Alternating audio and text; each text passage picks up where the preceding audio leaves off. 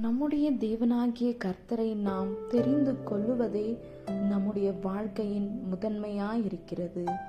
நம்முடைய தேவனாகிய கர்த்தருக்கு ஸ்தோத்திரம். 1 கொரிந்தியர் 2ஆம் அதிகாரம்.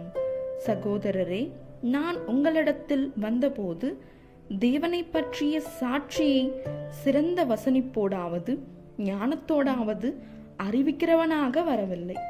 இயேசு கிறிஸ்துவை சிலுவையில் அறையப்பட்ட அவரையே அன்றி வேறொன்றையும் உங்களுக்குள்ளே அறியாதிருக்க தீர்மானித்திருக்கிறேன். அல்லாமலும் நான் பலவீனத்தோடும் பயத்தோடும் மிகுந்த நடுக்கத்தோடும் உங்களிடத்தில் இருந்தேன். உங்கள் விசுவாசம் மனுஷருடைய ஞானத்தில் அல்ல, தேவனுடைய பலத்தில் நிற்கும்படிக்கு என் பேச்சும் என் பிரசங்கமும் மனுஷ ஞானத்துக்குரிய நயவசனிப்பும் உள்ளதா இராமல் ஆவியினாலும் பலத்தினாலும் உறுதிப்படுத்தப்பட்டதா இருந்தது. அப்படி இருந்தும் தேறினவர்களுக்குள்ளே ஞானத்தை பேசுகிறோம். இப்பிரபஞ்சத்தின் ஞானத்தை அல்ல, அழிந்து போகிறவர்களாகிய இப்பிரபஞ்சத்தின் பிரபுக்களுடைய ஞானத்தையும் அல்ல. உலக தோற்றத்திற்கு முன்னே தேவன் நம்முடைய மகிமைக்காக ஏற்படுத்தினதும் மறைக்கப்பட்டதுமாயிருந்த இரகசியமான தேவ ஞானத்தையே பேசுகிறோம்.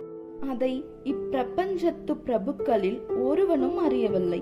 அறிந்தார்களானால் மகிமையின் கர்த்தரை அவர்கள் சிலுவையில் அறிய மாட்டார்களே.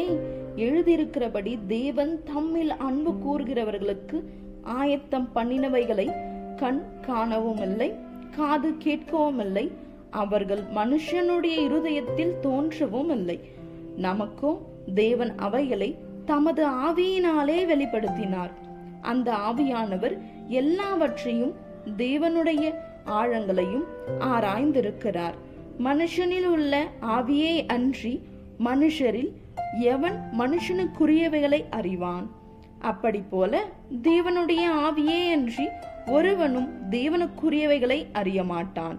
நாங்களோ உலகத்தின் ஆவியை பெறாமல் தேவனால் எங்களுக்கு அருளப்பட்டவைகளை அறியும்படிக்கு தேவனிலிருந்து புறப்படுகிற ஆவியையே பெற்றோம்.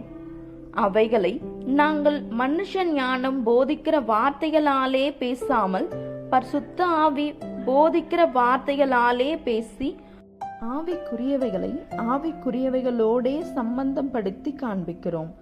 ஜென்ம சுபாவமான மனுஷனோ தேவனுடைய ஆவிக்குரியவைகளை ஏற்றுக்கொள்ளான். அவைகள் அவனுக்கு பைத்தியமாக தோன்றும். அவைகள் ஆவிக்கேற்ற பிரகாரமாய் ஆராய்ந்து நிதானிக்கப்படுகிறவைகள் ஆனதால் அவைகளை அறியவும் மாட்டான்.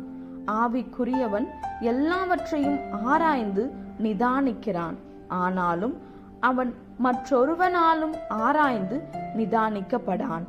கர்த்தருக்கு போதிக்கத்தக்கதாக அவருடைய சிந்தையை அறிந்தவன் யார்?